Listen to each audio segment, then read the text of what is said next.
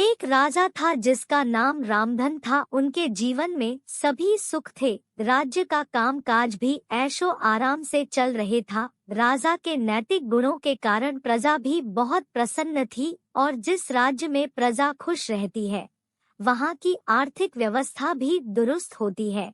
इस प्रकार हर क्षेत्र में राज्य का प्रवाह अच्छा था। इतने सुखों के बाद भी राजा दुखी था क्योंकि उसकी कोई संतान नहीं थी। यह गम राजा को अंदर ही अंदर सताता रहता था। प्रजा को भी इस बात का बहुत दुख था। वर्षों के बाद राजा की यह मुराद पूरी हुई और उसे एक पुत्र की प्राप्ति हुई। पूरे नगर में कई दिनों तक जश्न मना। नागरिकों को राजमहल में दावत दी गई। राजा की इस खुशी में प्रजा भी झूम रही थी। समय बीतता जा रहा था। राजकुमार का नाम नंदन सिंह रखा गया। पूजा पाठ एवं इंतजार के बाद राजा को संतान प्राप्त हुई थी, इसलिए उसे बड़े लाड प्यार से रखा जाता था। लेकिन अति किसी बात की अच्छी नहीं होती। अधिक लाड ने नंदन सिंह को बहुत बिगाड़ दिया था। बचपन में तो नंदन की सभी बातें दिल को लुभाती थी, पर बड़े होते होते यही बातें बदतमीजी लगने लगती है।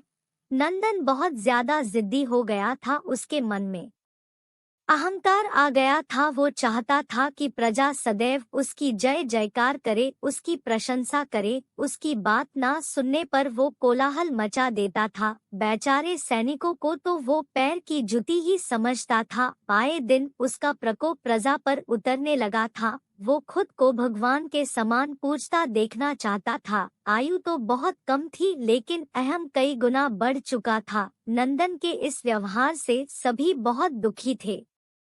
प्रजा आए दिन दरबार में नंदन की शिकायत लेकर आती थी, जिसके कारण राजा का सिर लज्जा से झुक जाता था।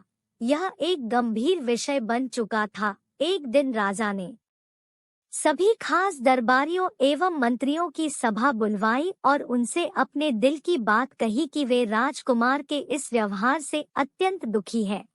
राजकुमार इस राज्य का भविष्य है। अगर उनका व्यवहार यही रहा तो राज्य की खुशहाली चंद दिनों में ही जाती रहेगी। दरबारी राजा को सांत्वना देते हैं और कहते हैं कि आप हिम्मत रखें वरना प्रजा निस्सहाय हो जाएगी। मंत्री ने सुझाव दिया कि राजकुमार को एक उचित मार्गदर्शन एवं सामान्य जीवन के अनुभव की जरूरत है।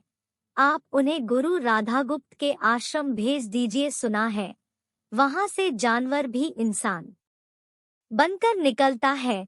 यह बात राजा को पसंद आई और उसने नंदन को गुरु जी के आश्रम भेजा। अगले दिन राजा अपने पुत्र के साथ गुरु जी के आश्रम पहुँचे। राजा ने गुरु राधा गुप्त के साथ अकेले में बात की और नंदन के विषय में सारी बातें कही। गुरु जी ने राजा को आश्वस्त किया कि वे जब अपने पुत्र से मिलेंगे तब उन्हें गर्व महसूस होगा। गुरु जी के ऐसे शब्द सुनकर राजा को शांति महसूस हुई और वे सहर्ष अपने पुत्र को आश्रम में छोड़कर राजमहल लौट गए।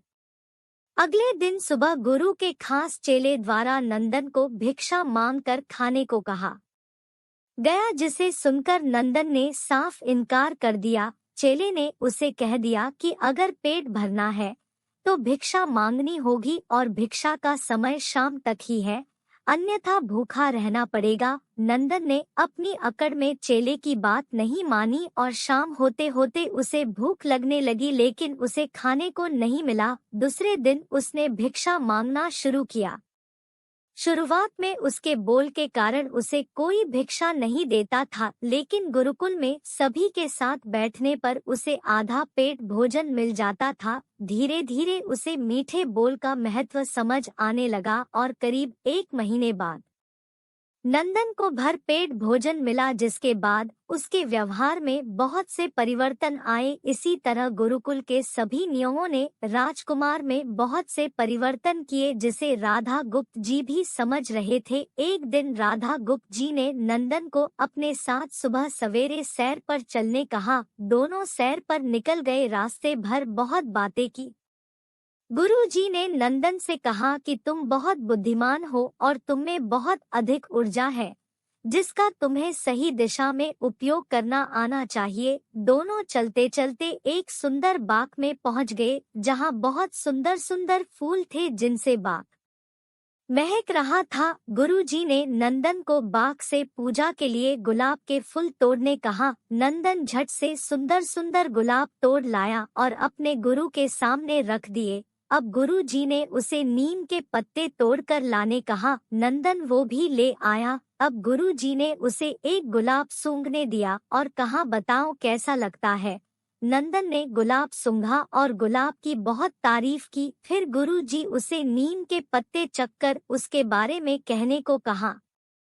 जैसे ही नंदन ने नीम के पत्ते खाए, उसका मुंह कड़वा हो गया और उसने उसकी बहुत निंदा की और जतर कतर पीने का पानी ढूंढने लगा। नंदन की यह दशा देख गुरुजी मुस्कुरा रहे थे। पानी पीने के बाद नंदन को राहत मिली। फिर उसने गुरुजी से हंसने का कारण पूछा। तब गुरुजी ने उससे कहा कि जब तुमने गुलाब का फूल सूंघा तो तुम्हें उसकी खुशबू बहुत अच्छी लगी और तुमने उसकी तारीफ की, लेकिन जब तुमने नीम की पत्तियां खाई तो तुम्हें वो कड़वी लगी और तुमने उसे थूक दिया और उसकी निंदा भी की। गुरुजी से नंदन को समझाया, जिस प्रकार तुम्हें जो अच्छा लगता है तुम उसकी तारीफ करते हो, उसी प्रकार प्रजा भी जिसमें गुण होते हैं उसकी प्रशंसा करती है। अगर तुम उनके साथ दुर्व्यवहार करोगे और उनसे प्रशंसा की उम्मीद करोगे तो वे यह कभी दिल से नहीं कर पाएंगे। इस प्रकार जहाँ गुण होते हैं वहाँ प्रशंसा होती है। नंदन को सभी बातें विस्तार से समझ आ जाती है और वो अपने महल लौट जाता है। नंदन में बहुत परिवर्तन आता है और वो बाद में एक सफल राजा बनता है। कहानी की शिक्षा, गुरु की सीख ने नंदन का जीवन ही बदल दिया। वो एक क्रूर राजकुमार से एक न्यायप्रिय दयालु राजा बन गया। इस कहानी से हमें यही शिक्षा मिलती है कि हम में गुण होंगे तो लोग हमें हमेशा पसंद करेंगे, लेकिन अगर हम अवगुणी हैं तो हमें प्रशंसा कभी नहीं मिल सकती। कहानी अच्छी लगी तो अपना राय कमेंट बॉक्स में जरूर बताना। हिंदी कहानियाँ एवं प्रेरणादायक प्रसंग के लिए हमारे चैनल को सब्सक्राइब करें और पास में घंटी को टच करना ना भूलें, ताकि हम आपके लिए अच्छी अच्छी कहानी प्रस्तुत कर सके। धन्यवाद।